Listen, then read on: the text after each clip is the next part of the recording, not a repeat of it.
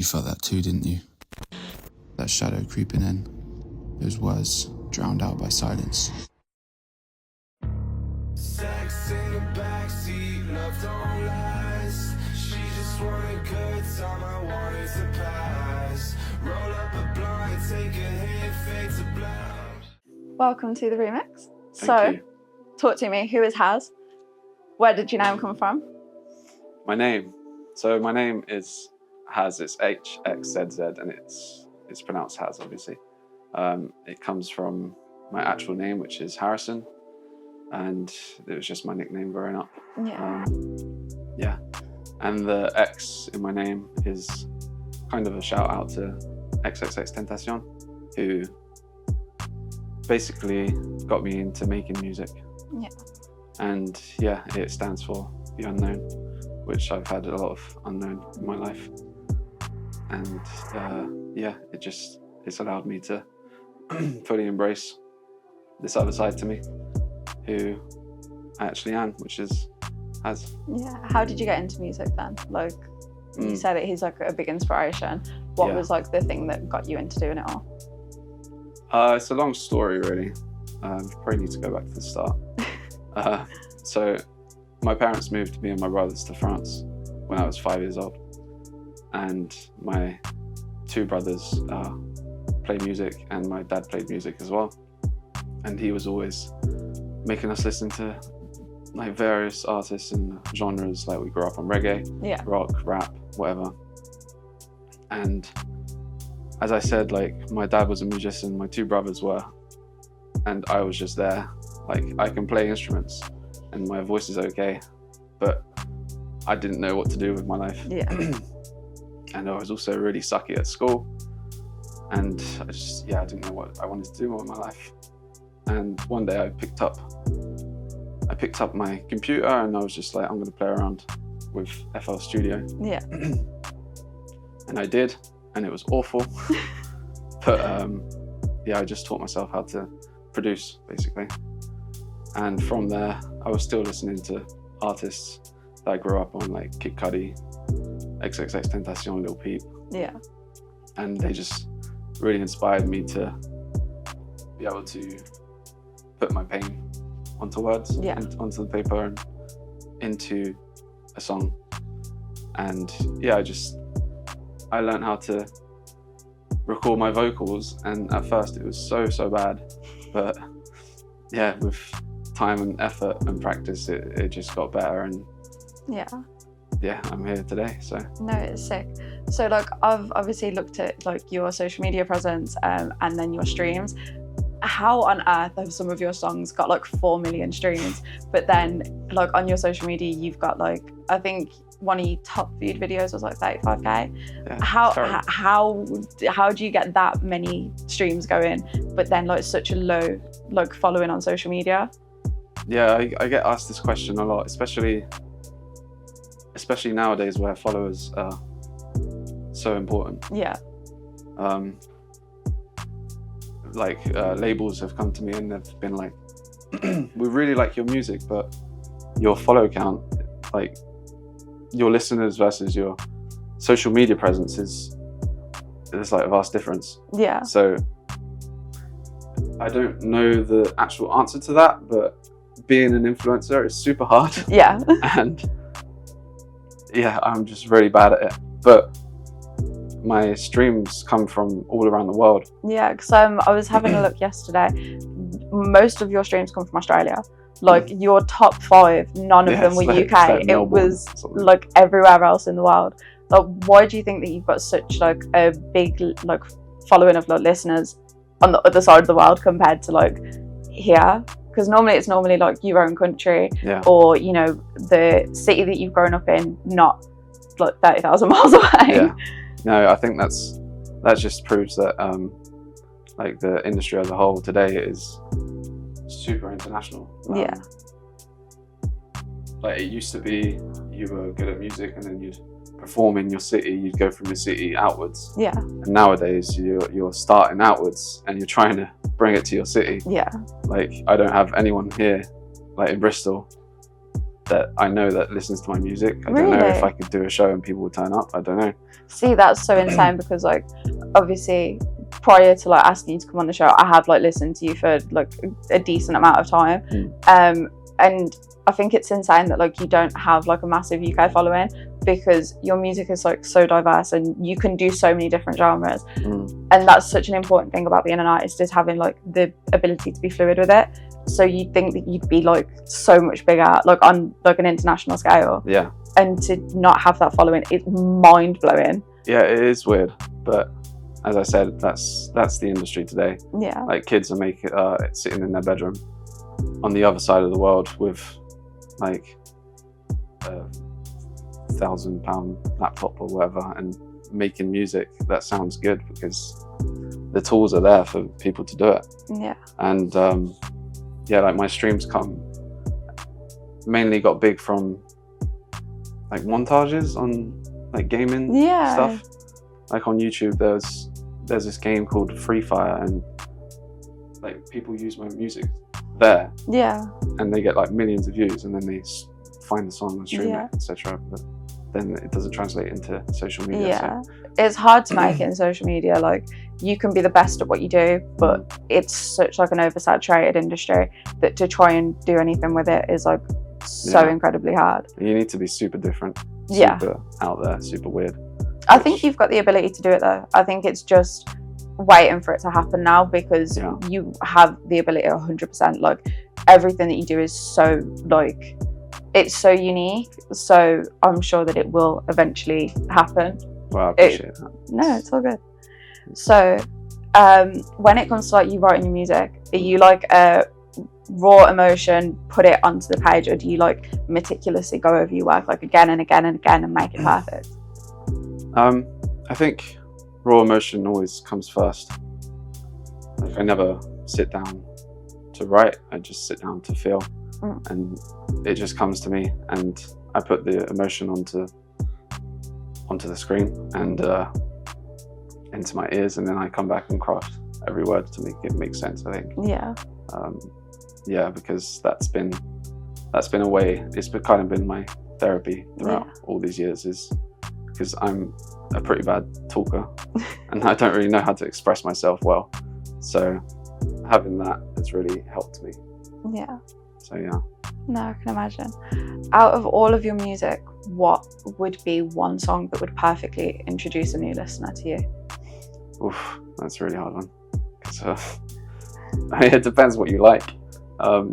What is like one song that like sums you up as a person within like the music that you create? Like what is Hxzz in a song that you've made? I would say it's Sing Me a Song, which is a deeply personal one, and that's really the song. When I made it, I was like, yeah, this is it, this is me, this is my sound. And because before that I was just making music to sound good, and then I started to actually like portray myself as a person, as an artist. Yeah. And that was the first song where I was like, yeah, this is it. And I mean, yeah, it's super personal to me. Yeah. And I'm happy it's done so well. I think it's one of my biggest songs now. Yeah, it's a personal life, I will say. So like with obviously you writing and stuff like that, how does it normally come about? Is it literally like you think of something and it's like, oh, I need to write that down? Or like you said with like the therapy thing, is it more of like a stream of consciousness and it turns into something? Yeah, I would say it's my subconscious mind doing that, because like I look back, when I make a song and then I look back on it now, say Sing Me a Song, for example. Yeah. When I made it at that time, I was like, yeah, this sounds good, but I didn't actually know what it meant. And when I look back at it now, like every line to me is super, super deep. Yeah. So yeah, it's definitely my therapy, for sure. So with like you've got a son, how does being a dad influence you with being a musician as well? Yeah, massively. Since he's been born, anyway.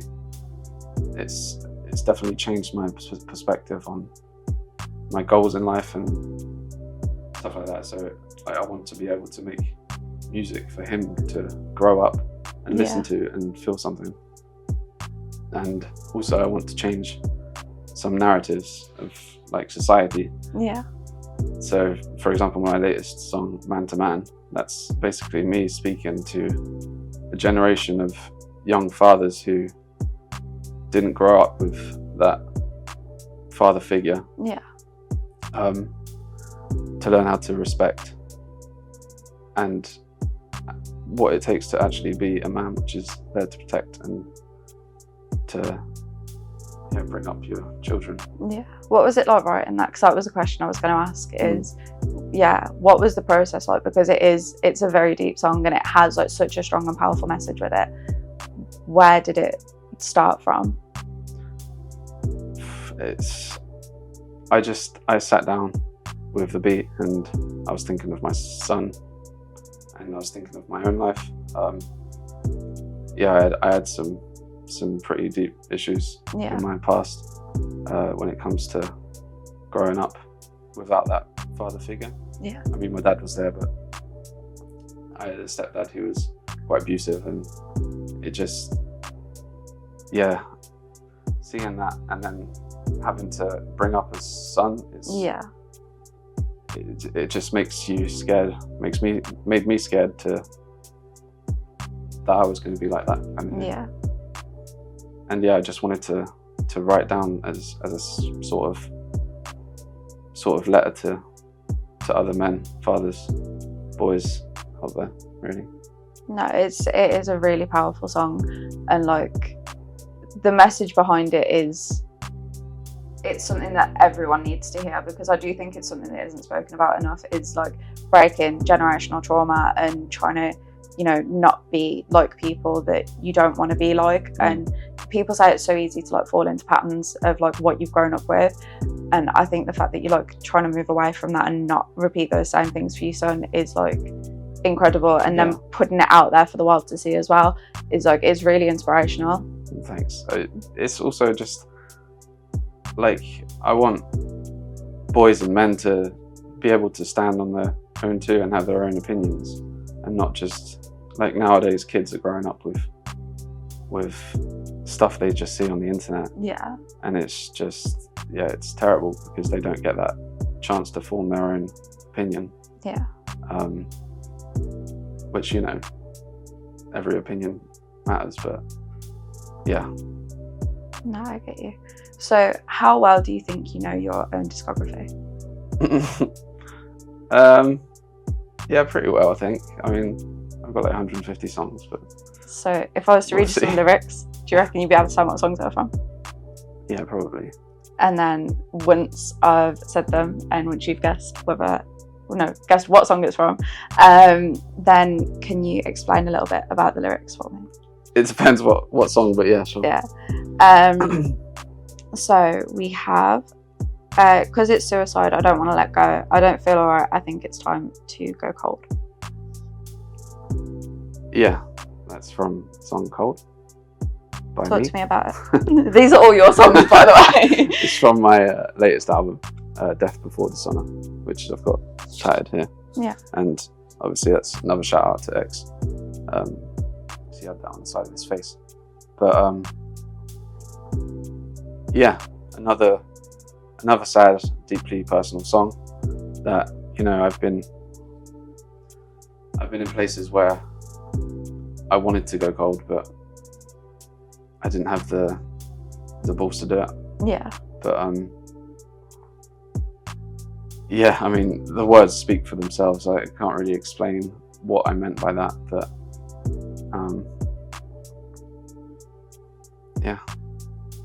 So we've got a little bit more of a light-hearted one. Cash stack looking like a bank teller. I don't need a job for it. I'm a soothsayer. English. Oh my god, I can't speak. Soothsayer. There you go. Yeah, thank you. That was just a bit of a fun song. That was what was it called?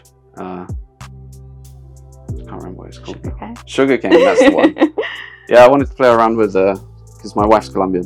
Yeah. And you know, I love all kinds of music. I grew up on reggae, as I said, and you know, reggaeton is quite big in Latin America. Yeah. So I wanted to get into that a bit.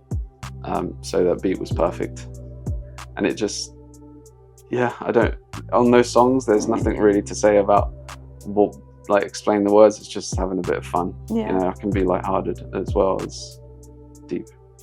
Yeah, so that one was like really different to like a lot of the other stuff that you put out. It was like more, I don't know, dancey, I guess. Yeah. Like, and I think it does just show like how fluid you are as an artist. It's I want people to feel, I want people to dance, I want people to love, and just What's your favourite song that you've ever written?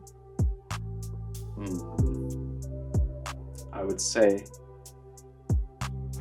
probably one of my first songs. It's less well known, but it's called Alone. Yeah.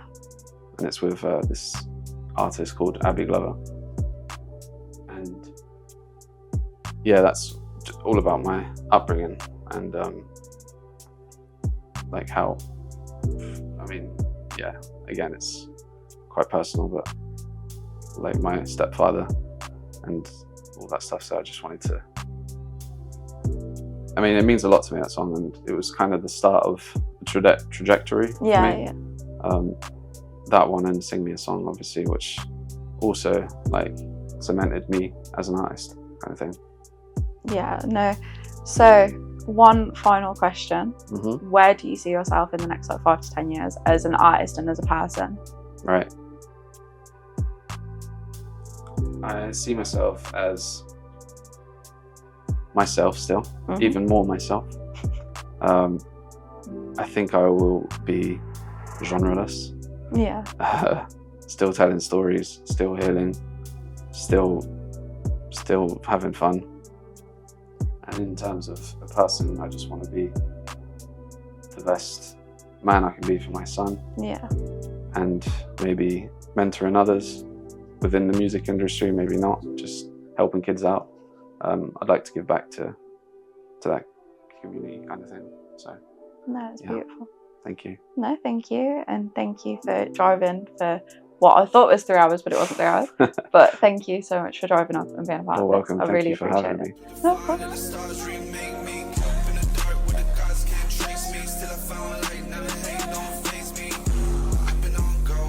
Stop, came from the cold, walk around, no flip-flops, move so clean, got bands, no zip lock. Now she wanna